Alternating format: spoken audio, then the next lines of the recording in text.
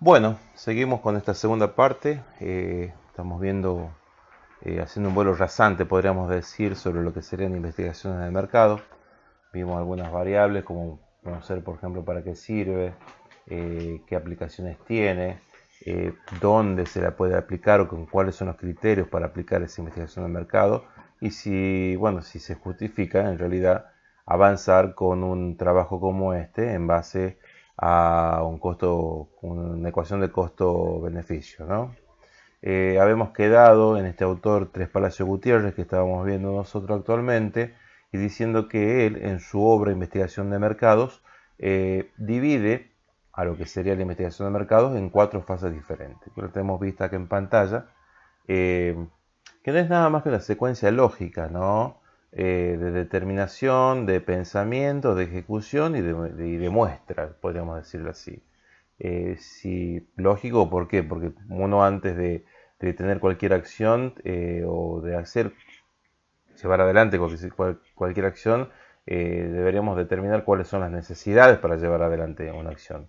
Bajo ese contexto después está el pensamiento lógico, de decir, diseñamos la investigación, después viene la ejecución y por último, la comunicación de los resultados. Es decir, si hacemos todo esto es verdaderamente porque necesitamos mostrárselo a alguien y ese alguien, sí que muy probablemente es el gerente de la empresa, tiene que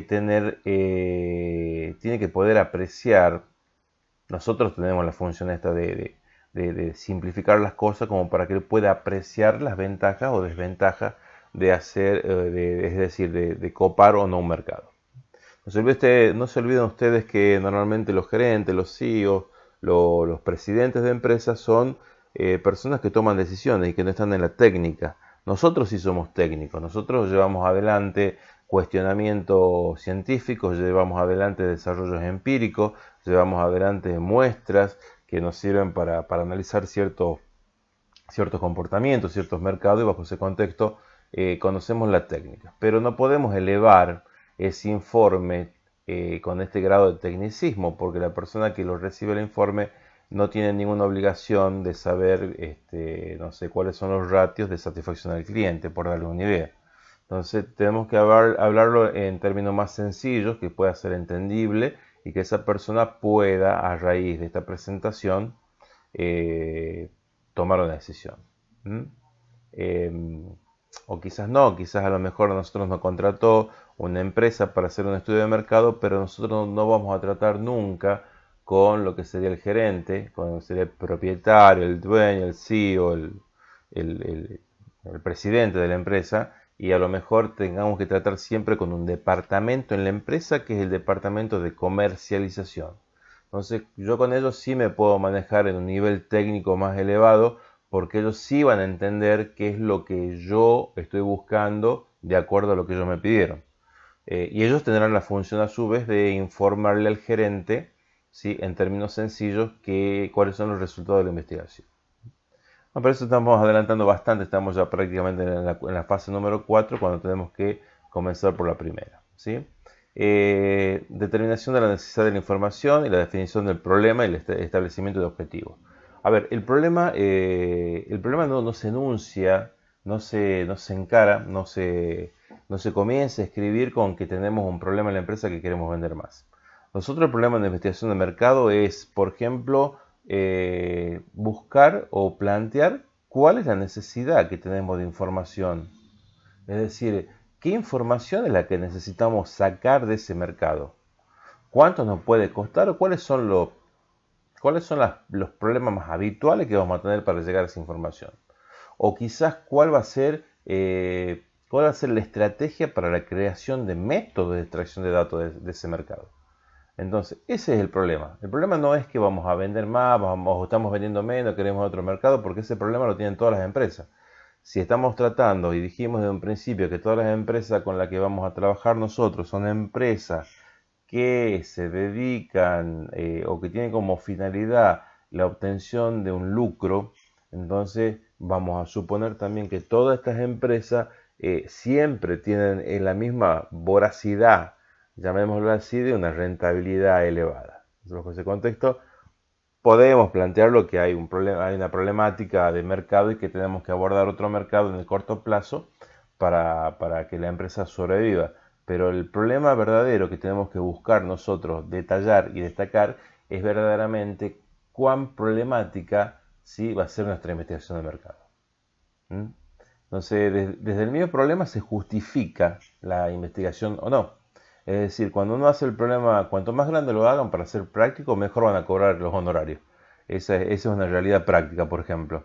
Entonces, cuando ustedes detecten o ustedes propongan el problema lo más explícito posible, se va a poder visibilizar por parte de la empresa, ¿sí?, la verdadera problemática, y podremos avanzar a pasos más firmes. Y luego, en cuanto a los objetivos, va a ser siempre relacionado al problema, lógicamente. Tratar de que los objetivos superen la problemática. Los objetivos no tienen que ser ni muchos ni surrealistas. Yo trabajo en algunas empresas en donde decían, por ejemplo, el índice de retención de clientes mensual tiene que llegar a 500 clientes retenidos. 500 clientes retenidos de una cartera de más de 180.000 clientes era un número importante de retención. Normalmente se forecasteaba, se pronosticaba una retención de 300 clientes por mes y de repente ponían objetivos de 500 clientes por mes. Obviamente nadie llegaba a los objetivos, obviamente cuanto más se esmeraba el equipo llegaba a 350 clientes retenidos. La pérdida era mucha, obviamente, pero eran objetivos alocados. Entonces lo que hace normalmente proponer objetivos que están en discordancia con la realidad de la empresa, terminan desmotivando a la gente que está trabajando, ¿sí?, para lograr esos objetivos. Más si son del departamento comercial, ¿no? Cuando uno trabaja en comercial, sabe que los objetivos tienen que ser realistas, porque si los objetivos son surrealistas, nadie va a cobrar más que el básico, por darles una idea, ¿sí? Y nada más. Entonces, así van a estar 2-3 meses y van a comenzar a recambiar los recursos humanos porque se van a comenzar a ir. Entonces, esa volatilidad de recursos humanos también le hace mal a la empresa, ¿no? Pues genera inseguridades, genera desaliento, genera una serie de torpezas en el medio, desinteligencias que desincentivan bastante al personal, por más que no trabaje en el departamento comercial. Bien, volviendo a nuestra investigación de mercado, en la fase 2, el diseño de la investigación de mercado, que es la elección de tipo de investigación. Usted tiene varios tipos de investigaciones, ¿sí? Nosotros vamos a ver básicamente la exploratoria y la descriptiva, una mixta. La exploratoria es cuando no tengo antecedentes del mercado, es decir, tengo que navegar en un mercado para conocerlo, básicamente. Una descriptiva sería una investigación en donde yo ya manejo algunas herramientas del mercado. Posiblemente ya esté trabajando en el mercado, pero yo ya manejo herramientas de ese mercado, ya lo conozco. Una mixta quiere decir que conozco algo del mercado y también a su vez estoy conociendo cosas nuevas, ¿sí? Eso vendría a ser con respecto al tipo de investigación. Ahora, si queremos avanzar a una posición más técnica con respecto al diseño de la investigación, también podemos pararnos en la mirada que vamos a tener para investigar, ¿sí? Que estos serían básicamente los paradigmas. Pero por ahora no nos vamos a meter en el baile porque quisiera que primero ustedes tengan bien presente y fijo dentro de lo que es la metodología de la investigación, el tipo de investigación. Entonces por ahora vamos a definir dos, básicamente, que es la descriptiva y la exploratoria. La planificación del muestreo sería básicamente esto de decir, a ver, cómo es el muestreo, de cómo voy a sacar una muestra de ese mercado que sea significativa, ¿no? Que me pueda a mí aportar datos reales y significativos para yo poder el día de mañana inferenciar cómo se comportan las variables que yo estoy estudiando. En la ejecución de la investigación de mercado ya estamos en la parte de la acción, en donde vamos a recoger datos y vamos a hacer un trabajo de campo. Recoger datos no significa necesariamente salir a hacer encuestas y relevar esas encuestas para ver qué nos dieron como resultado. Recoger datos significa también explorar algunos archivos, estar también en bibliotecas y ver algunas particularidades de ese mercado para tener una idea más o menos global de qué de cómo se comporta, vendría a ser de los motivos por los cuales se comporta, cómo se comporta el mercado que vamos a abordar. El análisis de la información que vamos teniendo, esta vendría a ser la sistematización de todos los datos que vamos recogiendo, poniéndolos uno al lado del otro, pero de forma más o menos ordenada, como para que tengamos una idea más acertada de lo que es la investigación.